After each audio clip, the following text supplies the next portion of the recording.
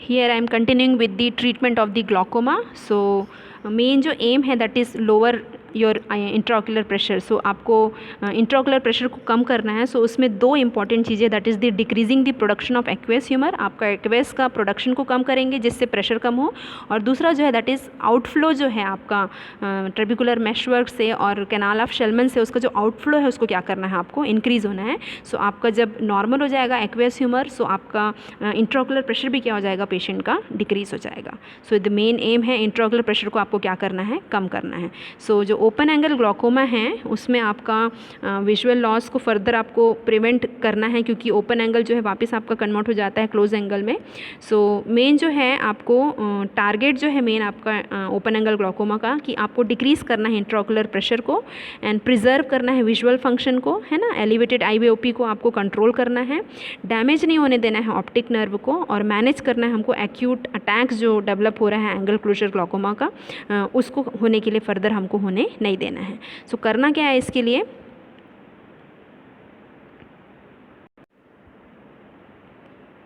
Medications. Okay, सो medications हैं यहाँ पर जो आपका इंट्राओक्यूलर प्रेशर को इंक्रीज़ करेंगे, और मैं एक्शन के अकॉर्डिंग उसको और डिटेल में आप लोगों को बताऊंगी.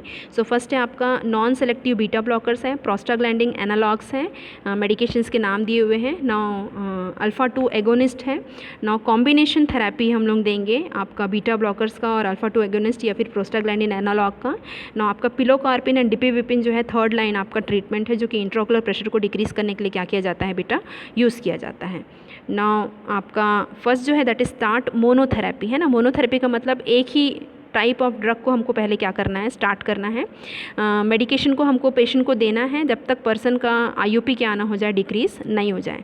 नाउ आपका ड्रग का एफिशिएंसी को हमको इवैल्यूएट करना है आपका रिपीटेड टोनोमेट्री एग्जामिनेशन करके, और आपका जो इनिशियल रिस्पॉन्स जो है आपका जो थेरेपी का जो मैंने ड्रग्स के नाम बताएं, वो आपका 4 to 6 वीक्स में हम लोग को देखने के लिए क्या हो जाता है, मिलने लगता है.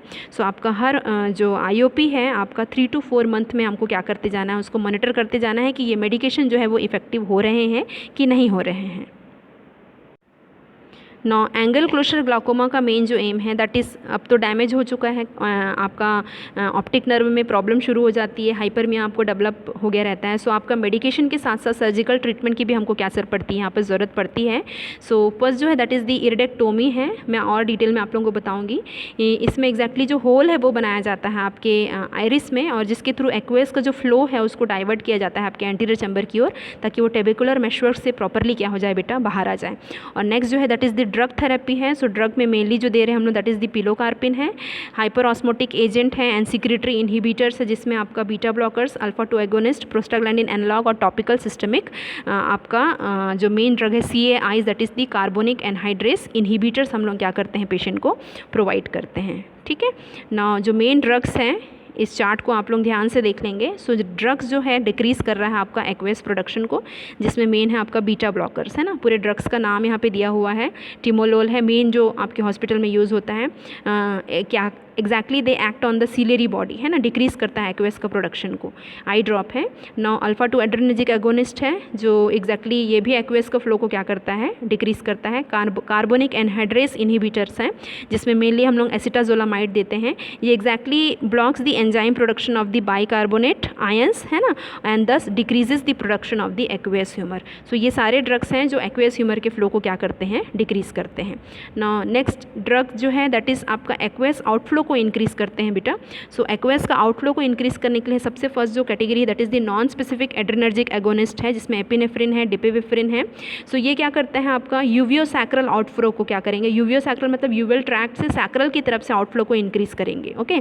नाउ पैरासिम्पथोमाइमेटिक जो ड्रग है मेनली जो पिलोकार्पिन है ना, ये क्या करता है, इंक्रीज़ करता है कॉन्ट्रैक्टाइल फोर्स को सिलेरी बॉडी मसल्स का, और आउटफ्लो को क्या करता है, वो इंक्रीज़ करता है. नाउ जो थर्ड ड्रग है दैट इज़ द प्रोस्टाग्लैंडिन है, और ये आपका इंक्रीज़ करता है यूवियोसैक्रल आउटफ्लो को by relaxing the ciliary body muscle. So ये सारे जो ड्रग है आपका टॉपिकल आई ड्रॉप के रूप में हम लोग आई में क्या करते हैं, इंस्टिल करते हैं. So these are the drug that increases the aqueous outflow. Okay. So main मैंने बताया था आप लोगों को बीटा ब्लॉकर्स हैं, सो टिमोलोल है, लिवोब्यूटेनॉल, ठीक है, और आपका मेनली ये फर्स्ट लाइन ड्रग थेरेपी है, और आपका 20 से 30% IOP को क्या करता है ये बीटा कम कर देता है। So these are the beta blockers. Now next drug है that is the alpha 2 adrenergic agonist है। अल्फा 2 एड्रेनर्जिक एगोनिस्ट जो है एग्जैक्टली आपका आउटफ्लो को क्या करता है, यूवियोस आपका यूवियोस स्क्लेरल जो आउटफ्लो है उसको क्या कर देता है, ये इंक्रीज़ कर देता है। ओके, सो आपका 18 to 20% जो आपका जो इंट्राओकुलर प्रेशर है उसको क्या करता है, ये कम करता है। नाउ नेक्स्ट इज़ द आपका प्रोस्टाग्लैंडिन एनालॉग है। सो मेन जो मोड ऑफ एक्शन है वही है, आपका इंक्रीज़ करता है यूवियो स्क्लेरल एंड दी आउटफ्लो को, और ट्रेबिकुलर मेशर के थ्रू आउटफ्लो को क्या करता है, ये इंक्रीज़ करता है। नाउ नेक्स्ट जो है दैट इज़ दी आपका कार्बोनिक एनहाइड्रेस इनहिबिटर्स हैं। सो कार्बोनिक एनहाइड्रेस जो इनहिबिटर्स हैं ये एग्जैक्टली जो करता है, डिक्रीज़ करता है सिलेरी बॉडी एक्वेस ह्यूमर का सिक्रीशन को।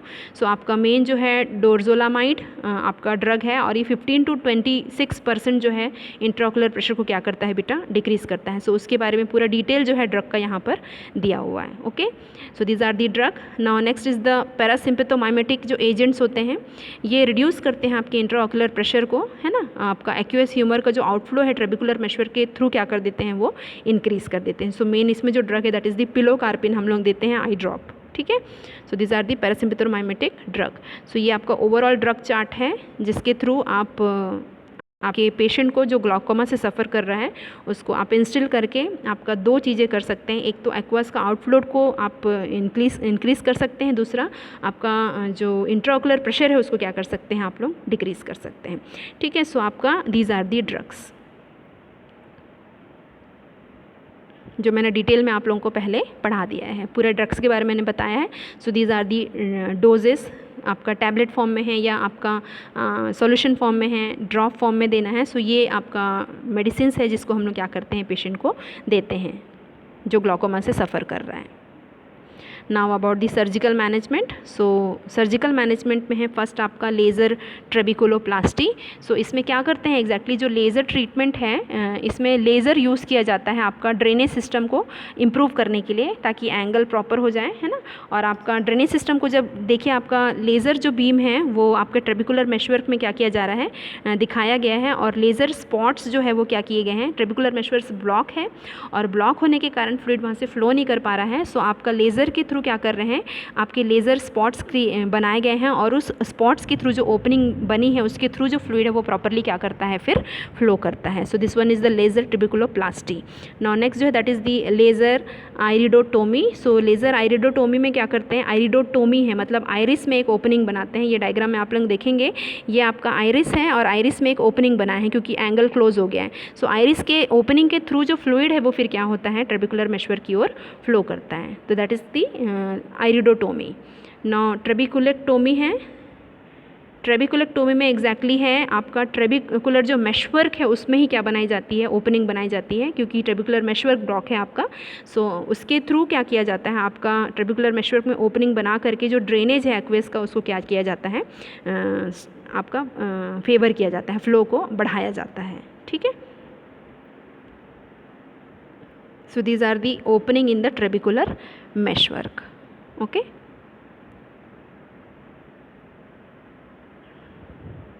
सो the fluid is exit through the new opening जो हमने बनाया है उसके थ्रू जो फ्लूइड है वो ट्रेबिकुलर मेशवर्क के थ्रू क्या हो जाता है बेटा, ड्रेन हो जाता है और इंट्राओकुलर प्रेशर जो है वो क्या हो जाता है, फिर कम हो जाता है।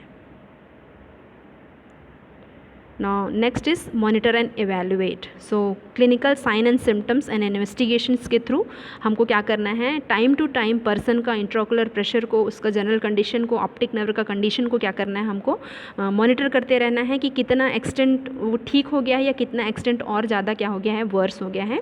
एंड सेफ्टी एंड इफेक्टिवनेस जो है वो पेशेंट को हमको क्या करना है, टीच करना है, और ये through the regular follow up he person क्या कर सकता है, इसको परफॉर्म कर सकता है। So this is all about the glaucoma.